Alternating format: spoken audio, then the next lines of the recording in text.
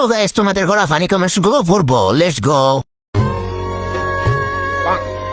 এই এই পাপির দলেরা, তোদের জন্য কোনো কিছু পোস্ট দিয়ে শান্তি পাই না রে পাপির দলেরা। তোরা তো হাসিস কিসের জন্য?